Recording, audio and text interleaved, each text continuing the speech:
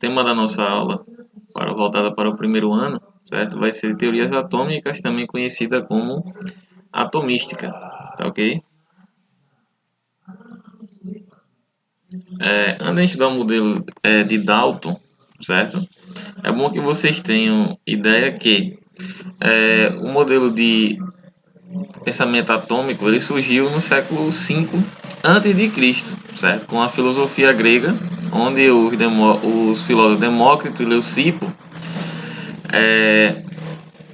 tiveram essa conclusão sobre átomo. Átomo significa partícula indivisível, certo? Aí passou muitos e muitos anos, né? Eles queriam saber do que a matéria era composta, né? Até chegar no século XIX, né, com John Dalton, né, que era professor da Universidade inglesa New College em Manchester, criador da primeira teoria moderna, certo? Em 1803 e 1807. Seu modelo surgiu a partir da quantificação das substâncias que reagiram entre si para formar novas substâncias. Dalton tirou algumas conclusões, certo? Átomos de elementos diferentes possuem propriedades diferentes. Átomos de mesmo elemento possuem propriedades iguais e peso invariável. Átomo de determinado elemento não se convertem a outros átomos de outros elementos por meio de reações químicas, certo? Vou mostrar essa parte aqui a vocês no Paint para que vocês entendam. Quando ele fala assim, certo? O átomo de determinado elemento não se converte a outros átomos de elementos químicos por meio de reações químicas. O que acontece? Pega aqui um pincel. Por exemplo, nós temos aqui gás hidrogênio mais oxigênio. Formou quem aqui? Água oxigenada. O que foi que teve aqui, ela? Uma soma, não é isso? Uma soma de quem? De dois átomos de hidrogênio e dois átomos de oxigênio, tá ok?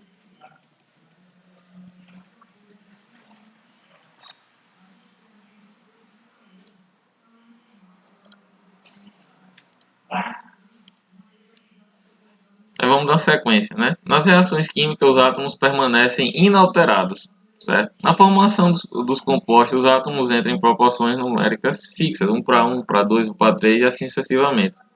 O peso total de um composto é formado pela soma dos pesos dos átomos dos elementos que o constituem, certo? Ele associou esse átomo maciço e indivisível a essas bolinhas de gude, certo? Como uma minúscula esfera maciça e impenetrável, certo? Indestrutível e indivisível, certo? Lembrando que a palavra átomo significa indivisível. Só que Dalton, ele teve algumas falhas nesse modelo aí, certo? Ele não sabia da existência de isótopos, certo? Os átomos podem ser alterados nas reações químicas, perda ou ganho de elétrons, certo? Ausência dos elétrons, ausência de orbitais, níveis de energia, ausência do núcleo, certo? A maior característica do átomo de Dalton é que o átomo é maciço e indivisível. Ele também ficou conhecido, gente, certo? Como o modelo das bolas, certo? De bilhar, certo? Modelo das bolas de bilhar, ok?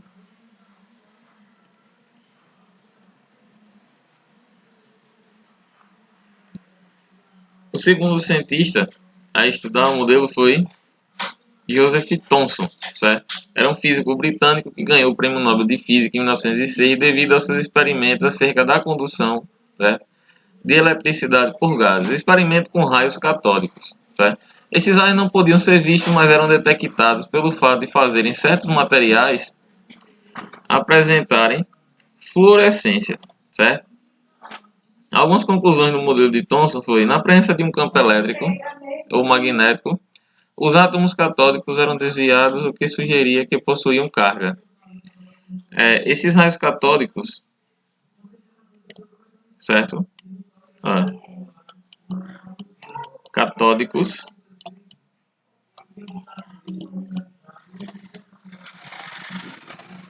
eles são de característica negativa, certo? Aí eles, como cargas opostas se atraem, eles eram atraídos do polo negativo em direção ao polo positivo. A natureza dos raios era a mesma, independente dos materiais do cátodo, certo? A razão carga e massa das partículas de raios catódicos era menor que a razão da carga massa do íon H+, menor do que o átomo conhecido, surgindo, portanto, que o átomo era constituído por partículas ainda menores de carga negativa, certo?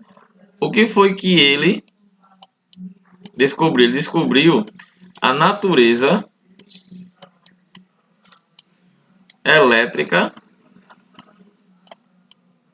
certo? Da matéria. Quem são esses elétrons? São espécies químicas que apresentam carga o quê? Negativa, certo? Ele descobriu a natureza, gente, a natureza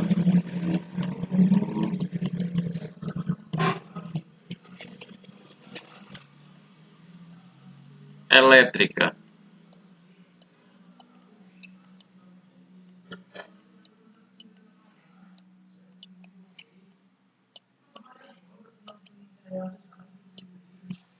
certo? A natureza elétrica da matéria, tá certo? Vou parar aqui para ficar um espaçozinho para escrever.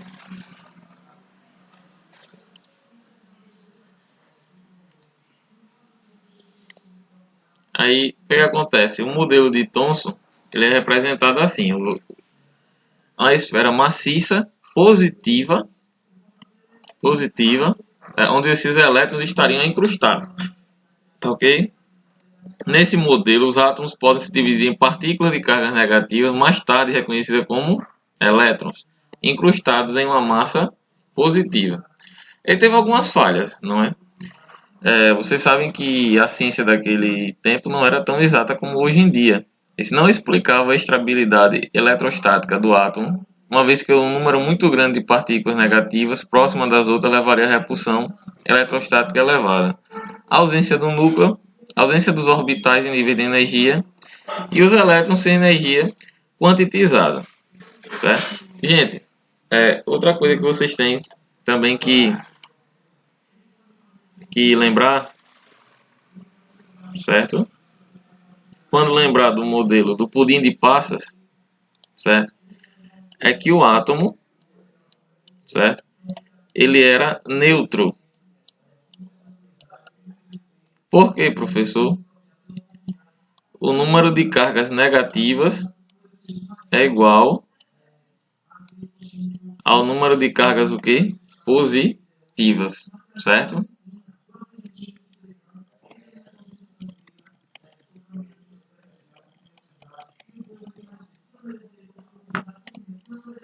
Depois o modelo de Rutherford, certo?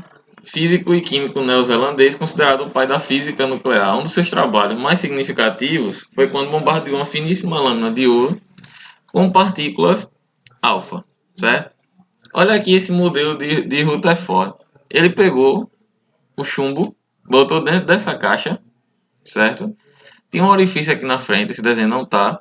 Quando ele bombardeou aqui com partículas alfa, a maioria das partículas elas atravessavam a lâmina de ouro com facilidade. Uma ou outra é que sofriam desvios, certo? E teve algumas observações. Poucas partículas desviavam, eram refletidas pela barra de ouro. A maior parte das partículas atravessou a barra sem sofrer desvios. Gente, o que acontece? Para que passe com tranquilidade aqui pela lâmina de ouro, porque a matéria em si, vamos trocar aqui a cor, vamos supor que aqui seja a lâmina de ouro, certo? Aqui fosse um elétron, outro, átomo, desculpe, átomos aqui, certo? Vou colocar assim, a matéria, ela não é uniforme, certo? Os átomos não estão tão colados um no outro assim. Então quer dizer, quando vinha essas emissões alfa, olha, atravessavam com tranquilidade, certo? alfa, ela é positiva, certo? Olha quanto caminho, né? Essas emissões, elas poderiam o quê? Percorrer, olha, tá vendo? A matéria ela apresenta espaços vazios, certo?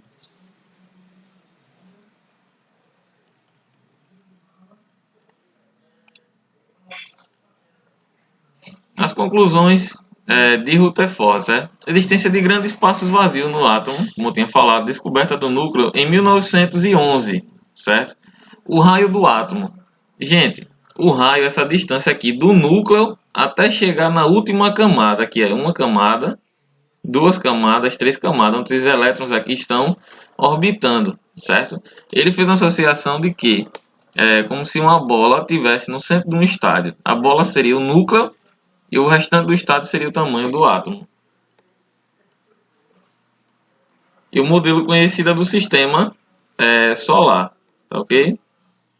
Há falhas no modelo de Rutherford. O modelo proposto por Rutherford também não explicava a estabilidade do átomo, uma vez que, de acordo com a eletrodinâmica clássica, partículas carregadas em movimento emitem radiação e, portanto, o elétron deveria colapsar com o núcleo, certo?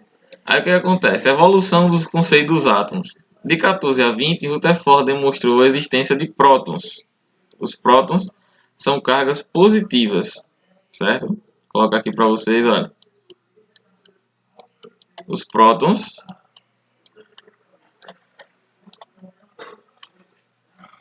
eles são positivos. Os nêutrons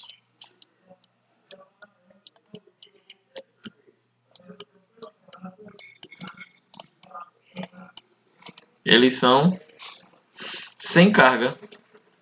Eles apresentam um O assim, certo? E os elétrons, como vocês sabem, são espécies o quê? Negativas, certo?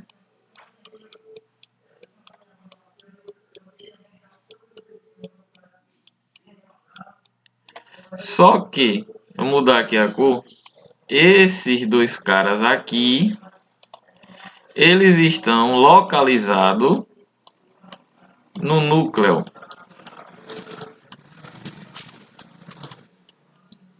Ok? E os elétrons, eles giram aqui ao redor dele, certo? Aqui, ó, o próton, núcleo, carga positiva mais 1, o nêutron não tem carga e os elétrons menos 1, certo? A massa do elétron é desprezível em comparação com a massa dos prótons e dos nêutrons. O átomo é nêutron, pois o número de prótons é igual ao número de elétrons, certo? Essa parte aqui, a gente não vai ver um pouco mais à frente, tá ok?